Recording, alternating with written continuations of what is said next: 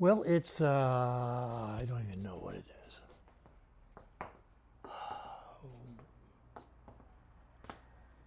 I honestly don't know what day of the week it is. Wednesday? No, it's Tuesday. No, it's not. It's Wednesday. Yesterday was Tuesday because we had the neighborhood association meeting here Tuesday, of which I are a member. It's not an HOA, neighborhood association, just to get people to know each other and know your neighbor, that kind of stuff. So anyway, this is a radio check, volume check, audio check. And I'm going to stop it in just a moment once I confirm that there's audio. And then we'll talk about starting this bike. All right, I'm going to try to kickstart this bike. Now I can kickstart an 850 Norton. Seriously, guys, you've seen me kickstart 850 Nortons over the years, and I can still do it. This bike has compression like Kevin and I have never seen, and it's quite a struggle. But I know the technique. It's built in. I've been kickstarting these Brit bikes, Triumphs, mostly Nortons. I'm not sure I don't think I ever owned a BSA, but I owned a bunch of Triumphs and I owned a bunch of Nortons. And I got chops. I know how to start a bike. But this guy has a lot of compression. Hey, let's talk about chops. First of all, I got my first bike when I was 15. It was a little Harley Davidson 125cc, not a duo glide. It was a teleglide, telescopic forks instead of the rubbers on the top of the steering head. And from there I went into Triumphs, and from there I went into my first big bike, bigger than Triumph anyway. Okay, that my first Triumph I chopped, and here it is. That's yours truly at the World of Wheels show in Washington, D.C. on my chopped Triumph. And then this picture is me on my 74 Norton that I bought brand new. And that bike currently resides right there. That's the same bike. A little bit different dressing, but this is my 1974 Norton that I bought brand new and still have. And my 1968 Triumph 500. The twins, shall we say. So anyway, I've got chops. I can start a bike. So we're going to find out whether or not I can start this one. Now I've got, oh, you're going to love this. I'm going to put this in the tripod. I'll be right back. Okay, so now I have appropriate boots on. Unfortunately, I have them on with shorts and white socks, and this is not a good look. These are Harley Davidson style bike kicking boots. And I think if anybody were to see me dressed like this and kickstarting a bike, they would they'd take my buck knife away from me. I got me a buck knife. Let's talk about my buck knife.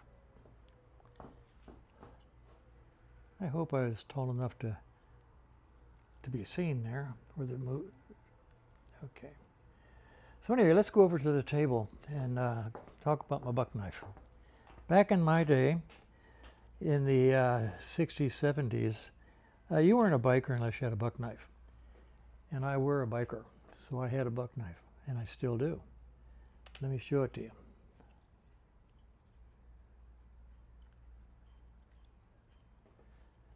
Check this out. Buck 110 folding hunter, the old style with the sharp edges. Dates back to the 1960s probably. Hand engraved, not machine engraved, this is hand engraved by a little old man in a little bitty town in Northern Virginia. And he did a gorgeous job. All four sides. Hand engraved, not machine engraved, no power tools. And that's my buck knife. Everybody who was anybody, actually all my riding buddies, we all had buck knives. If you remember the old commercial, I hope some of you are old enough to remember the The old ink pen commercial, flick of the bick. Well, we used to call this a fluck of the buck. And I have here a handmade buck knife sheath made for me by one of my Norton Club members, Linda Snow. I loved Linda. Linda was so cool. She had a, I think 750 Norton that was orange, bright orange. She called it Orange Crate. And when riding in a group, she could ride the wheels off of all of us. If Linda was in the group, she was leading. The rest of us were trying to keep up. So Linda made me this. Right now it resides in my china cabinet. So, but when I ride, I wear it. I wore it all over Cuba when I went on that 10-day motorcycle tour not quite 2 years ago. So anyway, that's my buck knife. I've earned it. And excuse me. So anyway, I've been riding a long time, and I like to say, I got chops. I know what I'm doing. So I am going to try to start this bike and see how it goes. Okay, so here's the plan. I'm going to tickle the carburetor, get a good tickle, turn on the ignition, put the bike, kick the bike over to top dead center, nudge it just past top dead center, and then give it a good hard stroke. Hopefully 2 or 3 times of that, and it should spring happily to life. Now I am going to do that standing next to the bike. I know that a lot of people say, you got to straddle the bike, Frank. Yeah.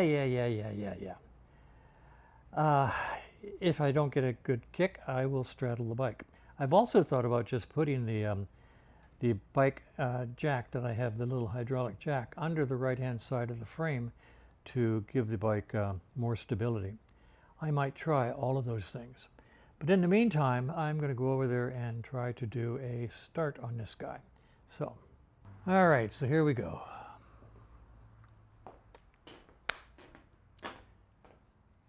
Good snap.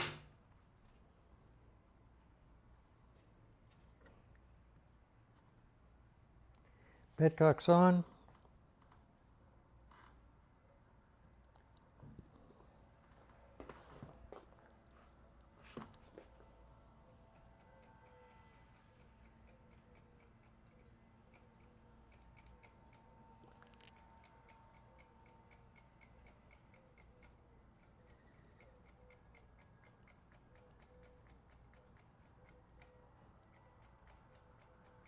I'm not getting a tickle.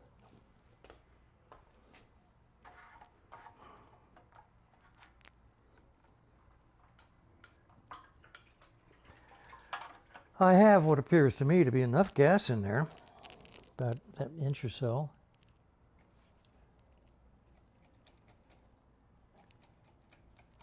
But I'm going to put a little bit more in. We've run across this before where low gas caused us starting problems. So I'll be back in a minute.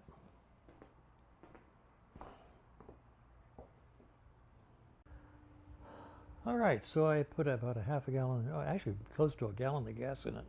We have half a tank there, and I'm now getting a good tickle. So I'm going to try to start this bike.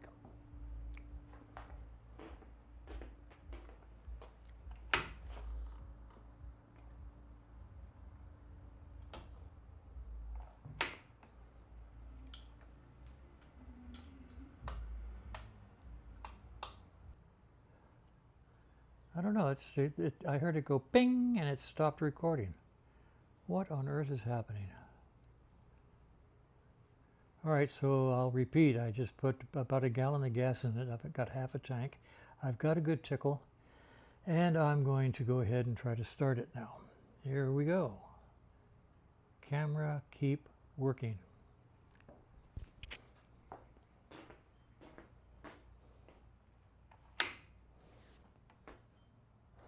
You know what?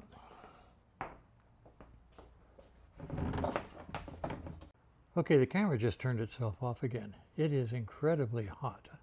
I don't know why. Ambient's not that bad, but camera turns itself off. It won't keep doing the video, so I'm going to take it inside and cool it off. I'll be back. Okay, audio check. Is the audio working? I took the phone inside and cooled it off, and let's try this start attempt again. All right, so let's see if the camera will keep running. And I was thinking about moving the angle over to here so you're not looking at my backside. Yeah, I think I'll shoot from over here. You can get a better view of what I'm doing.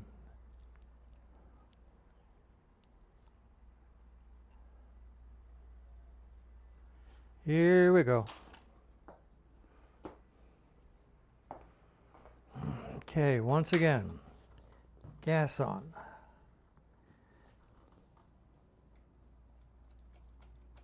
Good tickle. Ignition on. Electrons flowing. Let's see what happens. Get it up on top dead center. Right. I'm going to kick it through. Okay. Get it up on top dead center.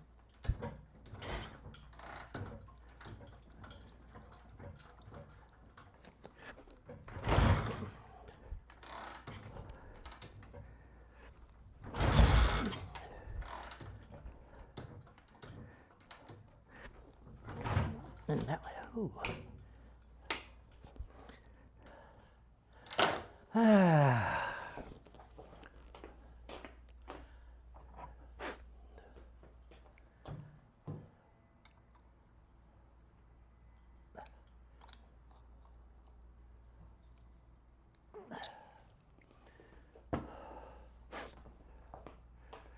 All right, continuing.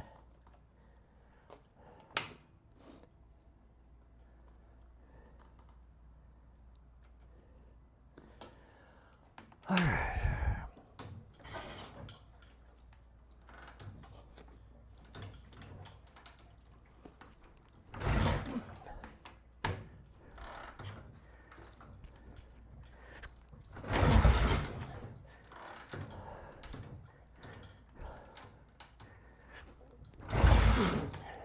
It's drying.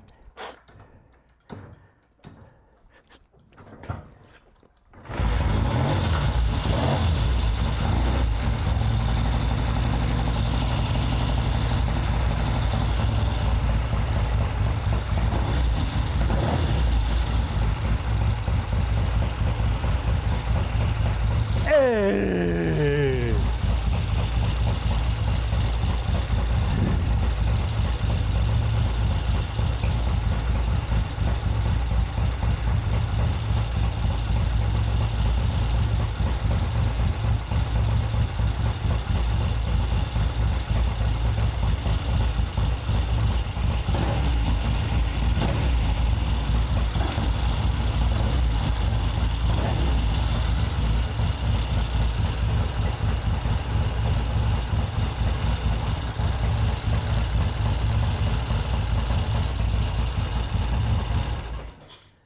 And the old 83-year-old guy kicks the bike's butt.